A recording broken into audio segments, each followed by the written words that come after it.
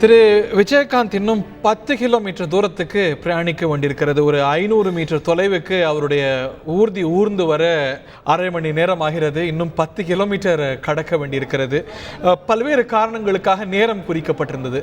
4:45 மணிக்கு அவருடைய நல்லடக்கம் நடைபெறும் என்று. இப்போ 4:20 ஆகுது. இன்னும் பூந்தமணி நெடுஞ்சாலையுடைய இந்த பகுதியிலிருந்து அவருடைய தலைமை அலுவலகத்தை அடைவதற்கு சில மணி நேரங்கள் குறைந்தபட்சம் ஆகும். அங்கே அனுமதிக்கப்படலை பொதுமக்கள். கோயம்பேட்டில் இருக்கக்கூடிய அவருடைய தலைமை அலுவலகத்தில் அது தொலைக்காட்சி மூலமாக அறிவிக்கப்பட்டிருக்கிறது. காவல்துறையினர் ஒலிபெருக்கிகள் மூலமாக அறிவித்திருக்கிறாங்க. ஆனாலும் வாய்ப்பு கிடைக்காதான்னு பலரும் காத்திருக்கிறாங்க. தேமுதிகவின் முக்கிய நிர்வாகிகள், விஜயகாந்தின் குடும்ப உறுப்பினர்கள், தமிழ்நாட்டின் முக்கிய தலைவர்கள், முக்கியமான திரை நட்சத்திரங்கள், ஒரு 200 பேர் அளவுக்கு தான் அவரோட உடல் நல்லடக்கம் செய்யப்பட இருக்கக்கூடிய கோயம்பேடு அலுவலகத்தில் அனுமதி அளிக்கப்பட்டிருக்கிறது. அது தெளிவாக அறிவிக்கவும் பட்டிருக்கிறது. முதலமைச்சர் உள்ளிட்ட முக்கியஸ்தர்கள் கலந்து கொள்ள வாய்ப்பு இருக்கிறது. அங்கே காவல்துறையினர் ஒழுங்குபடுத்தி கொண்டிருக்கிறார்கள்.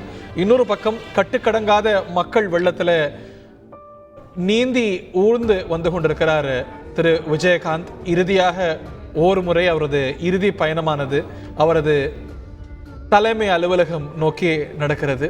முன்னாள் முதலமைச்சர் திரு ஓ பன்னீர்செல்வம் அவரது திரு விஜயகாந்த் அவர்களது இறுதி ஊர்வலத்தில் கலந்து கொள்ள வருகை தருகிறார். சக கூட்டணி தலைவராக திரு விஜயகாந்த் அவர்களோடு பணியாற்றிய அனுபவம் அவருக்கு நிறைய உண்டு. 2011 அதிமுக தேமுதிக கூட்டணி ஏற்பட்ட போது கூட்டணி பேச்சுவார்த்தைகளெல்லாம் முக்கியமானவராக செல்வி ஜெயலலிதா சார்பில் பங்கேற்றவர் திரு ஓ பன்னீர்செல்வம் அவர்கள். திரு ஓ பன்னீர்செல்வம் முன்னாள் முதலமைச்சர் விஜயகாந்துடைய தலைமை அலுவலகத்துக்கு, தேமுதிக அலுவலகத்துக்கு வருகை தரக்கூடிய காட்சிகள்.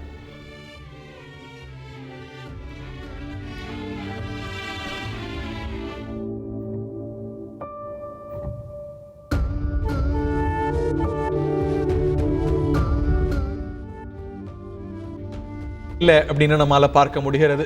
அது எந்த கொள்கை கொண்ட கட்சியாக இருந்தாலும் அரசியலில் அவர் பலரையும் எதிர்த்து அரசியல் செய்திருக்கிறார். எதிர்ப்பு என்பது அரசியலில் அடிப்படையான ஒரு முக்கியமான அம்சமாக இருக்கிறது. ஆனாலும் கூட யாருடைய வெறுப்பையும் சம்பாதிக்கவில்லை. எல்லோரும் அவரை நேசிக்கிறார்கள், நேசித்திருக்கிறார்கள் என்பதை ஒவ்வொரு காட்சியும் நேற்று 2 நாட்கள் நேற்றிலிருந்து நம்ம பார்க்கக்கூடிய காட்சிகள் நமக்கு உணர்த்துகின்றன.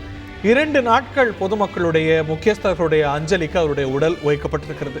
ஆனால் பல நாட்கள் வைத்தாலும் பத்தாது. அந்த அளவுக்கு அவர் மீது நல்லன்பு கொண்டவர்கள் இருக்கிறார்கள். இன்னமும் கூட பத்தாது. இன்னொரு 10 நாள் வச்சாலும் கூட, உடலை வைத்தாலும் கூட மக்கள் சாரசாரையாக இது போல் வருவார்கள் என்று எண்ண தோன்றும் அளவுக்கு மக்கள் வெள்ளம் சென்னை முழுக்க நம்ம பார்க்கின்றோம். இன்று காலையில் அவருடைய உடலை எடுத்துகிட்டு போனாங்க. அதுவும் விடியறதுக்கெல்லாம் முன்னாடி. அப்பையும் கூட இது போன்ற ஒரு வாகன நெரிசல், கூட்ட நெரிசல் எல்லாம் ஏற்பட்டது. எத்தனை நல்லுள்ளங்களை அவர் பெற்றிருக்கிறார், எத்தனை பேர் அவரை நல்ல மனிதர் என்று உணர்ந்து வந்திருக்கிறார்கள் என்பதை நம்மால உணர முடிகிறது. செய்திகளை உடனுக்குடன் தெரிந்து கொள்ள உடனே சப்ஸ்கிரைப் பண்ணுங்க.